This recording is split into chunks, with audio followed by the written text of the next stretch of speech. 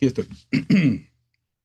Bien, mis hermanos, entonces estaremos leyendo para este título el texto tema en la carta a los Filipenses, capítulo 4, versículos 11 al 13, donde tenemos que el apóstol Pablo nos escribe diciéndonos, y lo digo no porque tenga escasez, dice él, pues he aprendido a contentarme cualquiera que sea mi situación. Sé vivir humildemente y sé tener abundancia. En todo y por todo estoy enseñado, así para estar saciado como para tener hambre, así para tener abundancia como para padecer necesidad. Todo lo puedo en Cristo que me fortalece. Qué hermosa porción de su palabra que nos acompaña tantas veces. Pablo nos está dando aquí una clase de plenitud emocional, de satisfacción continua, de felicidad para toda circunstancia. No es poca cosa. ¿Cómo nos dice? En otras palabras, sería algo así como, ante cualquier situación en que yo me encuentre, aún hallaré motivos para mantenerme feliz.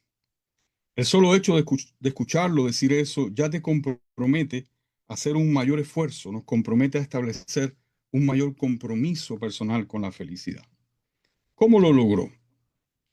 Para responder esa pregunta, lo primero sobre lo que quiero llamar tu atención es que como vemos, Pablo nos dice que lo aprendió. Él dice, he aprendido a contentarme. Y si lo aprendió es porque evidentemente hubo un tiempo en que él vivió sin esa capacidad. Intentemos situar ese momento. Pablo tuvo dos tiempos notables de judío, donde alcanzó notoriedad como prospecto a líder exitoso.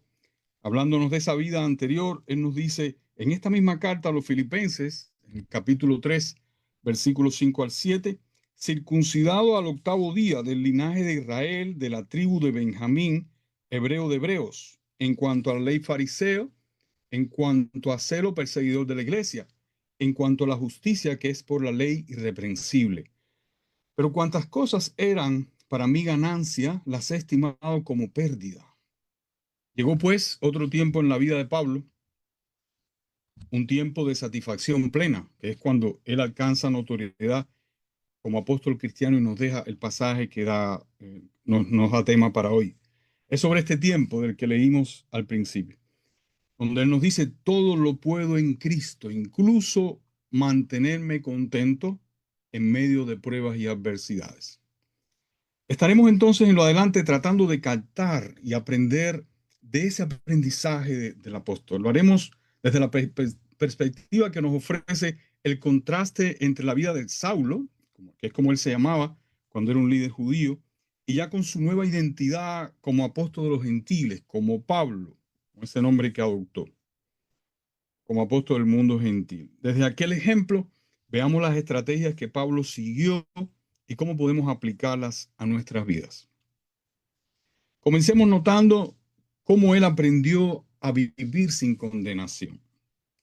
En Romanos capítulo 7, Pablo va a comenzar un diálogo con una parte del público lector de su carta. Este primer versículo, versículo número 1 del capítulo 7 es fundamental. Cuando él dice, hablo con los que conocen la ley, es bastante obviado este aspecto de ese capítulo. En lo adelante de este capítulo 7 de Romanos, todo el contexto del pasaje nos estará mostrando que Pablo se refiere aquí a las contradicciones y limitaciones a que queda expuesta toda persona que intenta agradar a Dios obedeciendo la ley de Moisés, según el Antiguo Testamento. Con claridad lo dice así el versículo 6, donde él reclama de modo que no sirvamos bajo el régimen viejo de la letra, sino bajo este régimen nuevo del Espíritu. La ley de Moisés, en primer lugar, sencillamente quedó fuera de tiempo. Quedó vieja, ineficaz e imperfecta. Así nos dice Hebreos capítulo 8, versículos 6 y 13. Pero ahora tanto mejor ministerio es el de Cristo, por cuanto es mediador de un mejor pacto. Y al decir nuevo pacto, ha dado por viejo el primero. Mientras más pasaba el tiempo, aquella modernidad entonces no hacía más que dejar en más y más evidencia las imperfecciones de la ley de Moisés. Por eso, como leímos antes, dice aquí, Romanos 7:6, de modo que sirvamos bajo el régimen nuevo del Espíritu y no bajo el régimen viejo de la letra. Esta realidad llevó a los judíos después de la destrucción del templo de Jerusalén, que ocurrió en el año 70 de nuestra era, un hecho que, por cierto, Jesús advirtió como resultado de la criminalidad de los judíos que ejercieron contra él, que ejercieron posteriormente a su muerte hacia sus seguidores. Pues a los judíos no les quedó más remedio que modernizar su religión a partir de la destrucción del templo. Quisiera aprovechar aquí para darte este aporte importante.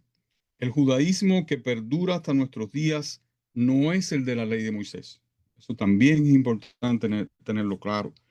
Este judaísmo ha eliminado varias cosas en su práctica del libro de Levítico, algunas que son notables para nosotros, conocidas. Por ejemplo, eliminaron las penas de muerte en general y la muerte por lapidación en especial. Eliminaron los sacrificios del templo, etcétera. Adoptaron un judaísmo modernizado, entre comillas, que llamaron judaísmo rabínico, basado en un conjunto de libros que nombraron Talmud.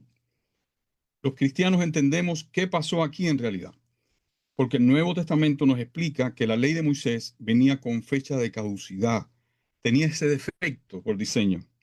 Lo dice aquí mismo esta carta a los Romanos. Vamos a ver en el capítulo 10, versículo 4, lo dice claramente, el fin de la ley es Cristo. También en el capítulo 5, versículo 20, nos explica que la ley se introdujo para que el pecado abundase. Y cuando el pecado abundó, sobreabundó la gracia. También nos dice en el capítulo 3, versículo 19, sabemos que todos, me pasé aquí, sabemos que todo lo que la ley dice, lo dice a los que están bajo la ley, para que toda boca se cierre y todo el mundo quede bajo el juicio de Dios. Esa es la idea que está reforzando Pablo en este capítulo 7, hermano. Hermanos, describiendo su anterior condición, donde nos habla de un pecador compulsivo, es lo que entendemos del pasaje. Nos dice de sí mismo, como nos dice en el versículo 14, yo soy carnal, dice, vendido al pecado. Dice en el 19, porque no hago el bien que quiero, sino el mal que no quiero, eso hago. En el 21, queriendo yo hacer el bien, hallo esta ley que está en mí. Dice así. Y cierra este capítulo lanzando ese grito de conmiseración. Miserable de mí, ¿quién me librará de este cuerpo de muerte? Sin embargo, la nueva vida que él alcanza en Cristo, Pablo la describe en palabras de alivio. Y hay un contraste inmediato aquí en el capítulo que sigue,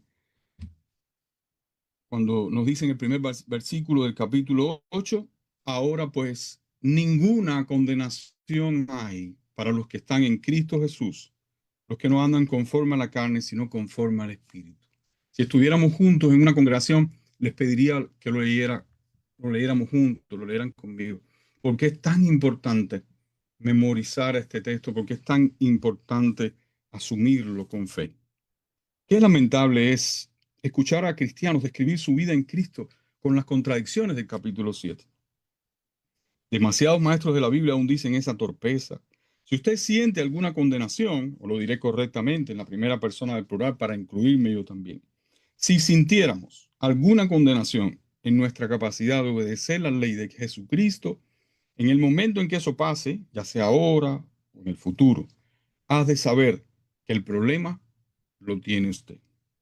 Porque para los que permanecen en Cristo Jesús, ninguna condenación hay. Romanos capítulo 8, versículos 5 y 6 y 15, por si alguno, voy a estar leyendo los textos, aunque lo tenemos en pantalla, por si alguno solo apenas escucha la enseñanza de hoy, puede encontrar el pasaje. ¿Cómo nos dice esos versículos? Nos dice, porque los que son de la carne piensan en las cosas de la carne, pero los que son del Espíritu en las cosas del Espíritu. Porque el ocuparse de la carne es muerte, pero el ocuparse del Espíritu es vida y paz. Nosotros no hemos recibido el espíritu de esclavitud para estar otra vez en temor, sino que hemos recibido el espíritu de adopción para ser llamados hijos de Dios. por el cual clamamos, Abba, Padre. Si te identificas más con el capítulo 7 de Romanos que con el capítulo 8, lo primero que te diría es que posiblemente estés fallando en una condición determinante aquí, que nos es dicha en este pasaje. Si tienes tu pensamiento en las enseñanzas de Jesús, tú lograrás mantenerte en paz. Si no lo logras, definitivamente, como nos dice aquí, te vencerán los naturales deseos egoístas de la carne que todos tenemos.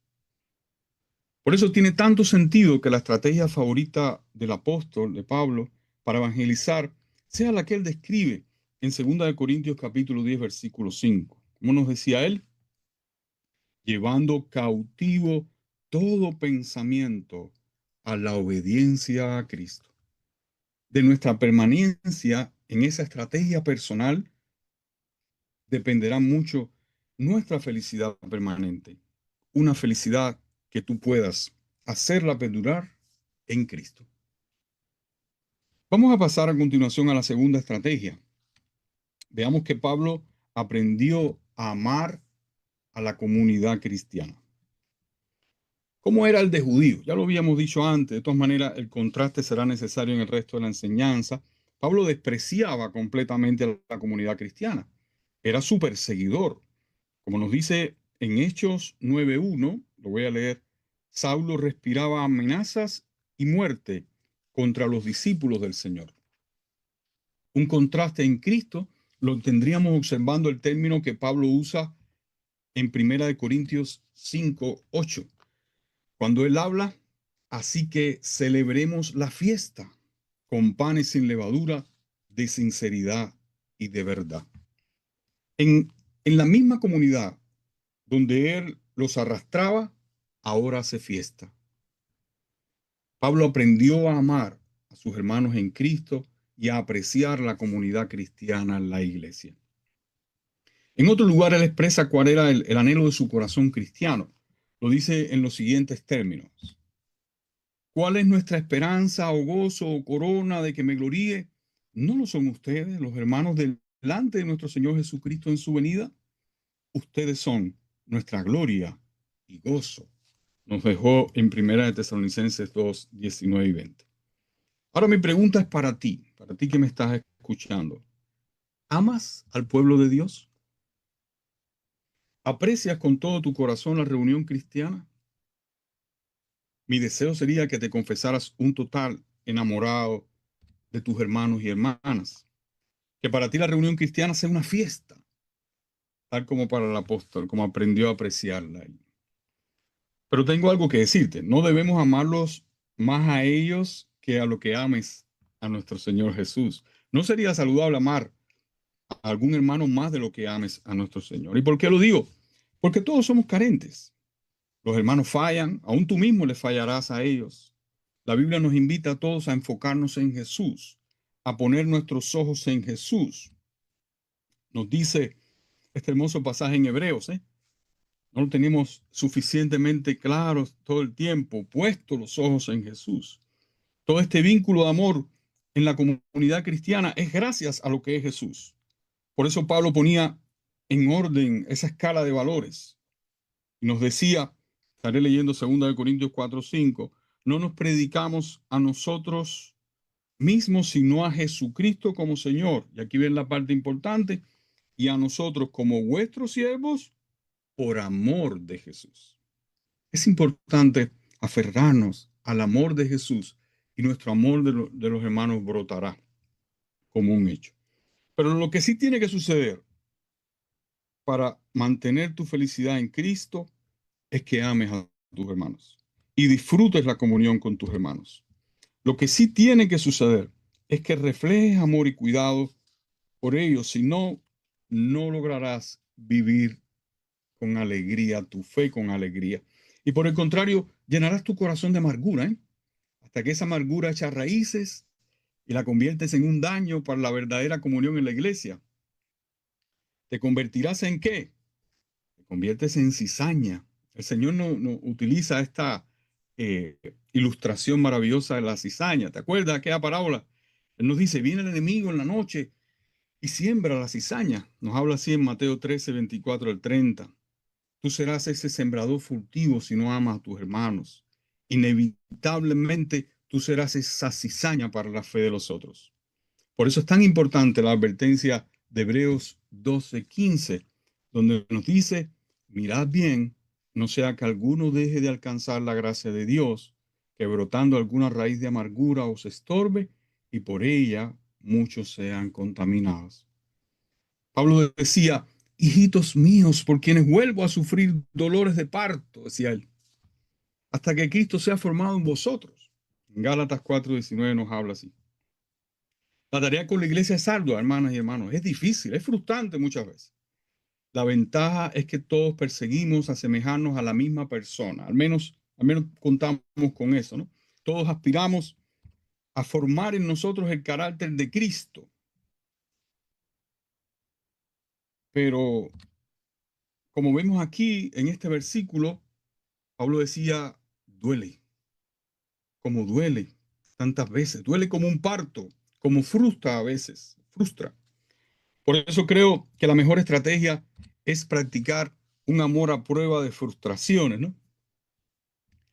Amor a prueba de frustraciones y con eso por delante, ¿ok? Eh, puedes fallarme, hermana, hermano, puedes herirme. Es así, va a pasar, hermano. Y no solo también para ellos.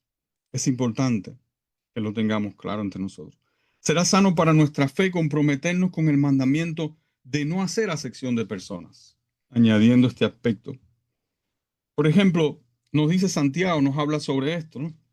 Como nos dice Santiago 2, 1 y 9, hermanos míos, que vuestra fe en nuestro Señor Jesucristo sea sin acepción de personas, pero si hacéis acepción de personas, cometéis pecado, decía el apóstol. Desde el principio de la iglesia, la comunión entre los miembros fue un milagro, hermanos, tenemos que decirlo.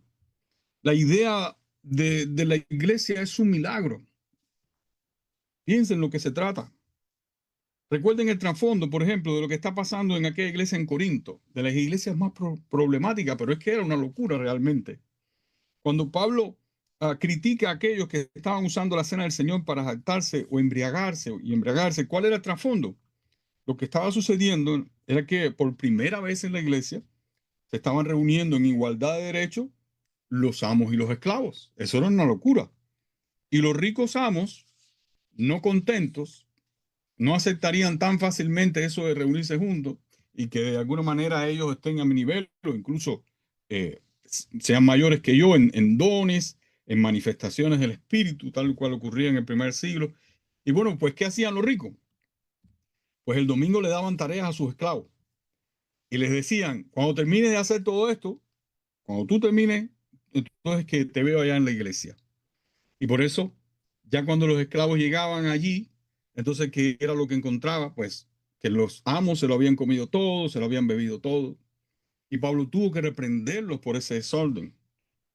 Cuando tú comprendes lo que está pasando, sí, adquiere más valor aún aquella instrucción que Pablo da precisamente a esta tan injusta comunidad en Corinto.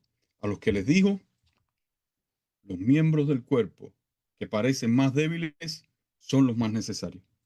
Y aquellos del cuerpo que nos parecen menos dignos, a estos vestimos más dignamente. Y a los que en nosotros son menos decorosos, se tratarán con más decoro. Porque los que en nosotros son más decorosos no tienen necesidad.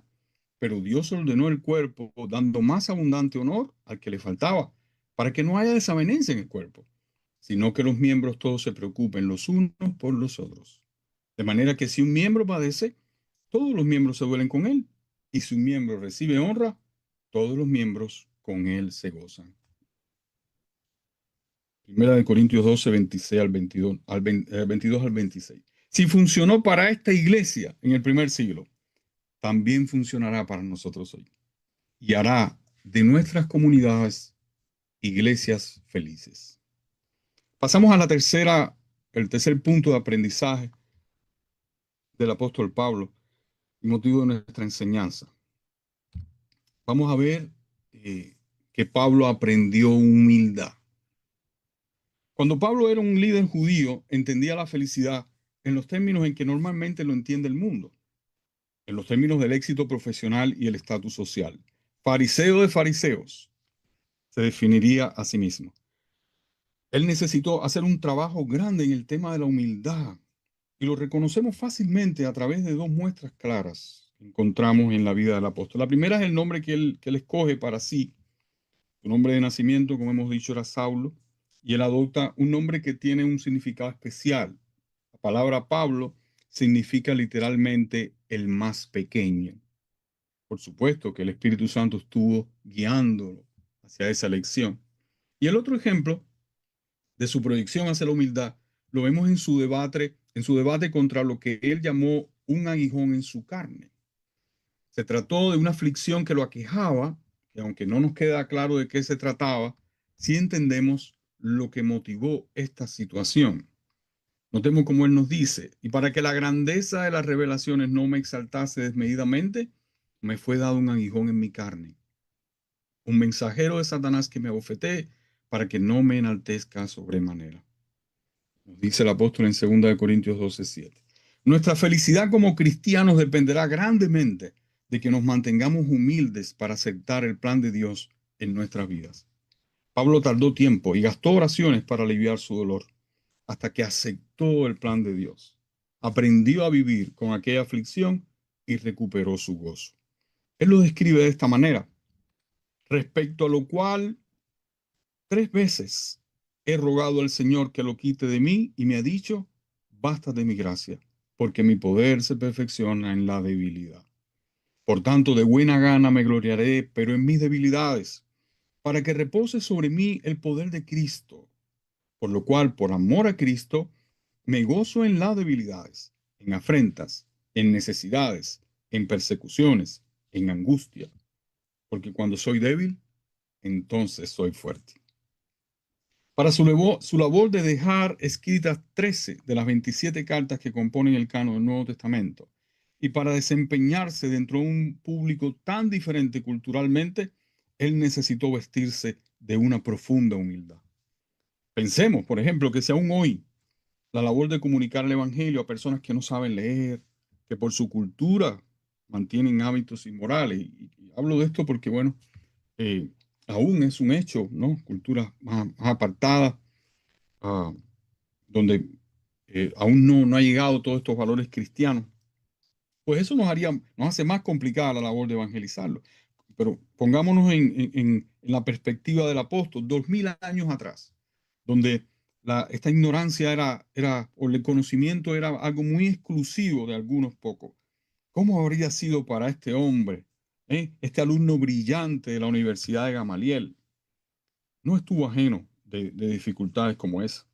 Y por eso nos comparte el considerar que en Cristo todos somos iguales de importante. Como nos dice él, ya seas griego o judío, ya seas bárbaro o escita, ya seas esclavo o libre, siempre considera que Cristo es el todo y en todos.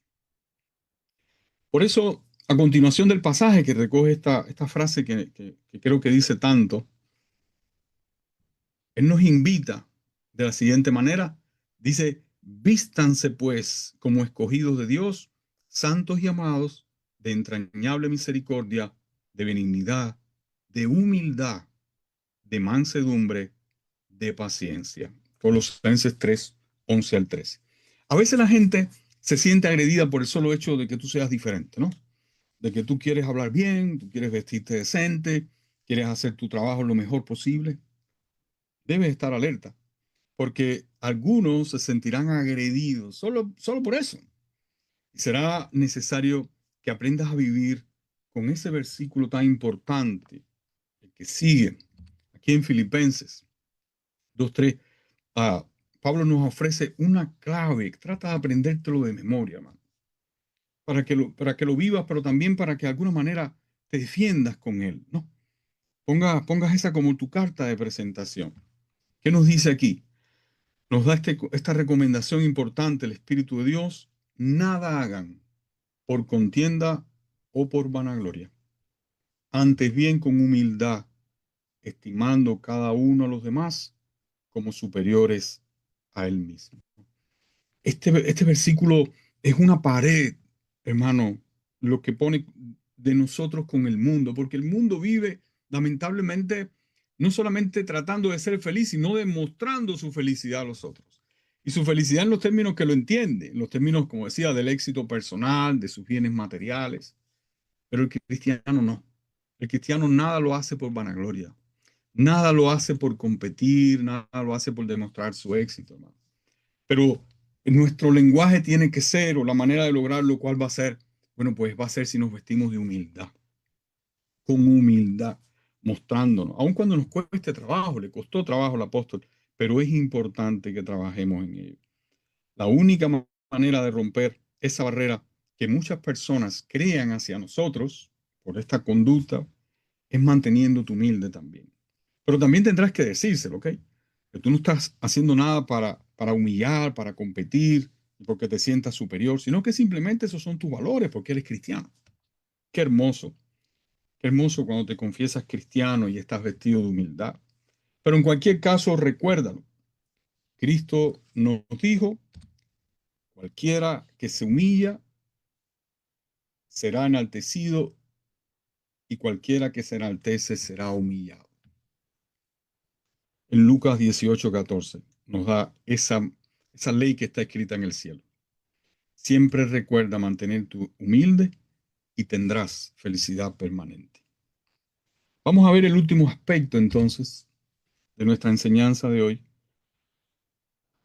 Quiero terminar con la bienaventuranza, pero antes reflexionamos en esto, en que el apóstol aprendió de Sinaxi a perdonar y a perdonarse. Y no hay una contradicción, me vas a entender enseguida. Los que saben lo que significa Sinaxi, pueden no entender. Pero bueno, es una manera de fijar tu conocimiento. Enseguida te explico por qué lo presento así.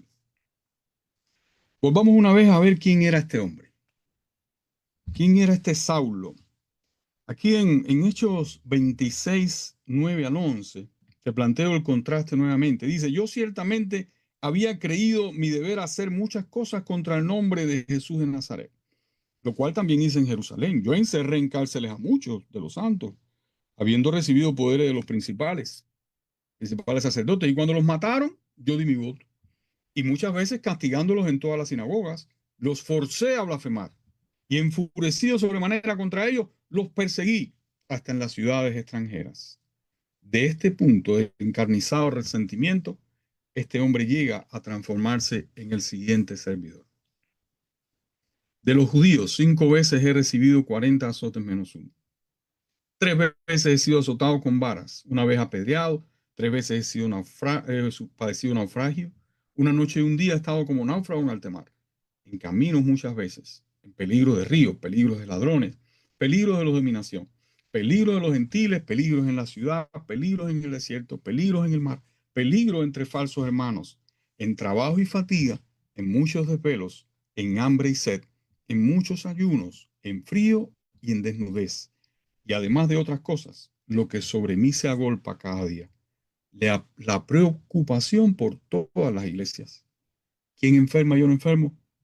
¿A quién se le hará tropezar y yo no me indigne? Estuvimos leyendo 2 Corintios 11, 24 al 29. ¿Cómo pudo ser este cambio tan grande? Pablo mismo lo explica con las siguientes palabras. Habiendo yo sido antes blasfemo, perseguidor e injuriador, fui recibido misericordia porque lo hice por ignorancia, en incredulidad. Pero la gracia de nuestro Señor fue más abundante con la fe y el amor que es en Cristo Jesús. Palabra fiel y digna de ser recibida por todos, que Cristo Jesús vino al mundo para salvar a los pecadores, de los cuales yo soy el primero. Pero por esto fui recibido misericordia, para que Jesucristo mostrase en mí el primero toda su clemencia. Fuimos leyendo 1 Timoteo 1, 13 al 16. Y creo que Pablo es un excelente ejemplo de lo que significa aquella frase de nuestro Señor. Podemos decir de muchas maneras. Amará más aquel a quien se le perdonó más. En Lucas 7, 36 a 50 encontramos esa enseñanza. Amará más aquel a quien se le perdonó más. Pablo sería en lo adelante y desde su propia experiencia un promotor del perdón. Ayer hablamos acá en esta plataforma de la importancia de perdonarnos Yo creo que para que haya perdón entre nosotros, lo primero que tiene que haber es una disposición. No puede ser un problema eso. Tiene que haber un convencimiento de que hemos sido perdonados. Yo creo que cuando no tenemos disposición de perdón, no creemos suficiente. Hay un problema de fe, realmente, porque tú te sientes con derechos y tú deberías sentirte muy perdonado. Pablo sería en lo adelante, como decía, un promotor que nos comprometería con frases tan profundas como aquella de sopórtense unos a otros y perdónense unos a otros si alguno tuviera queja contra otro. De la manera que Cristo les perdonó, así también háganlo ustedes. Colosenses 3, versículo 3. Pero no solo eso, es también Pablo el que tiene palabras profundas en el Nuevo Testamento acerca de el evitar juzgar. Cuán importante es el evitar juzgar. Cuántas palabras fuertes, duras, cuántas advertencias nos hace el Señor. Y Pablo redunda en ellas.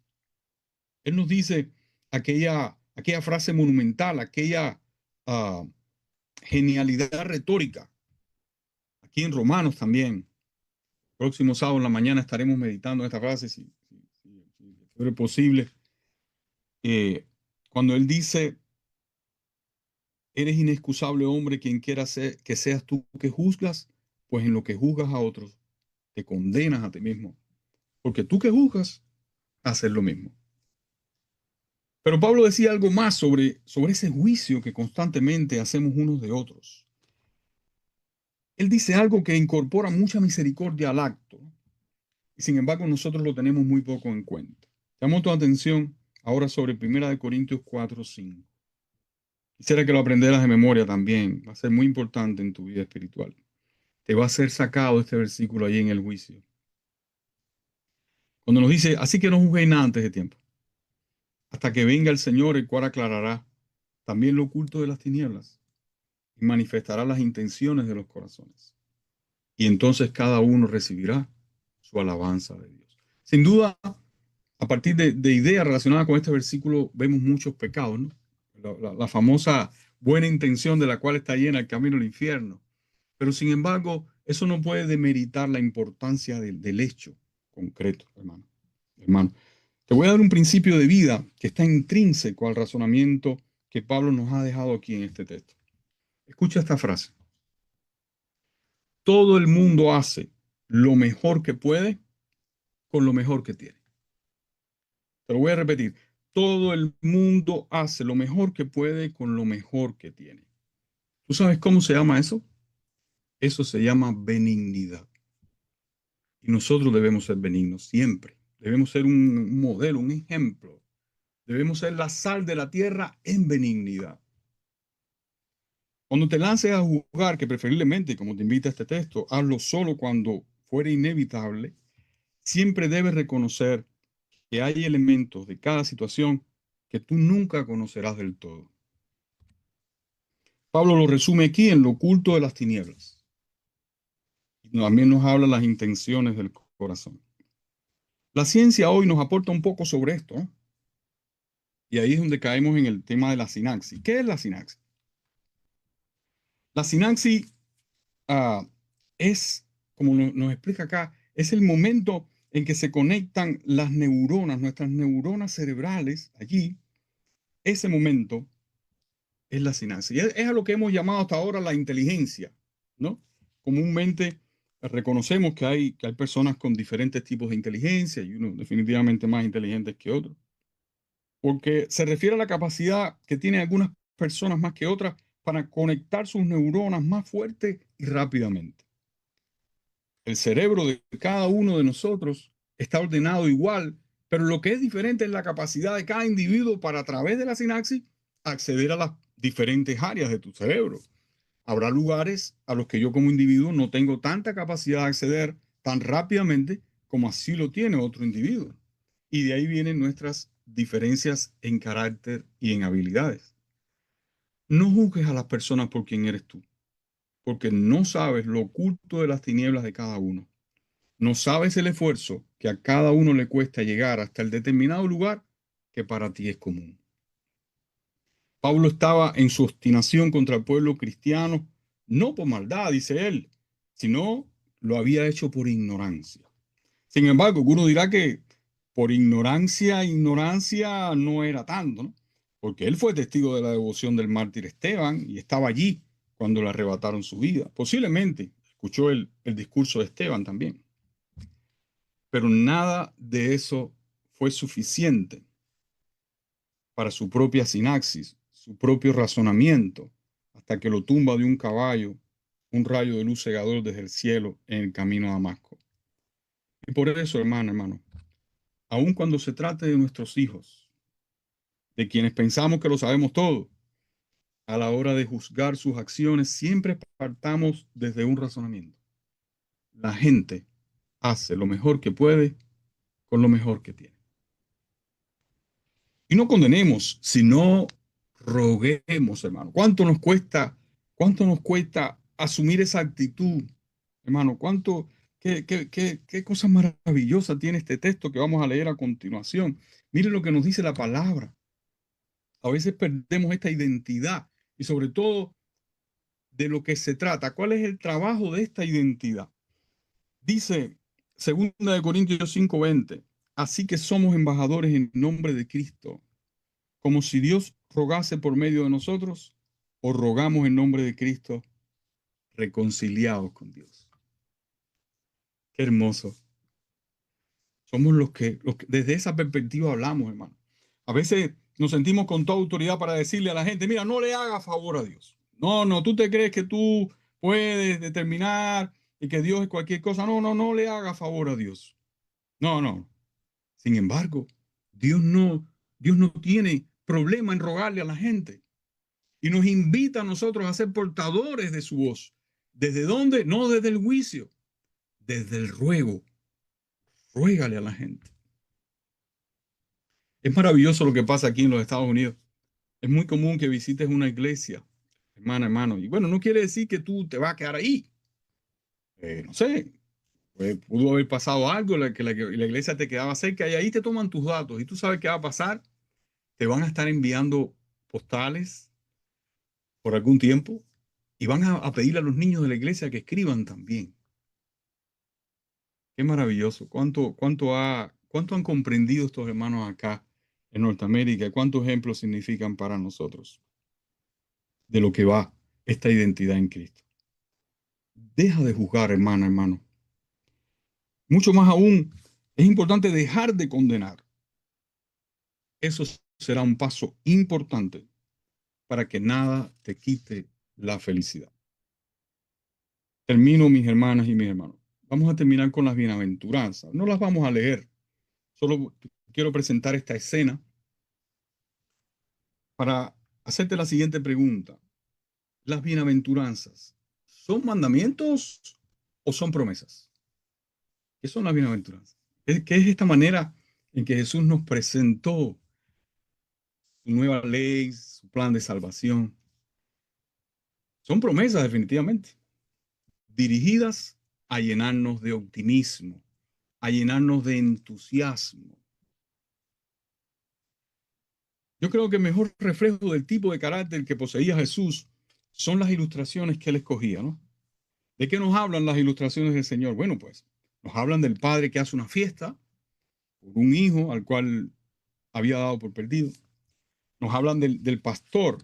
Mira este pasaje aquí con algunas parábolas. No lo vamos a leer, para que después te acerques una vez más a esta clase y lo puedas estudiar con detenimiento.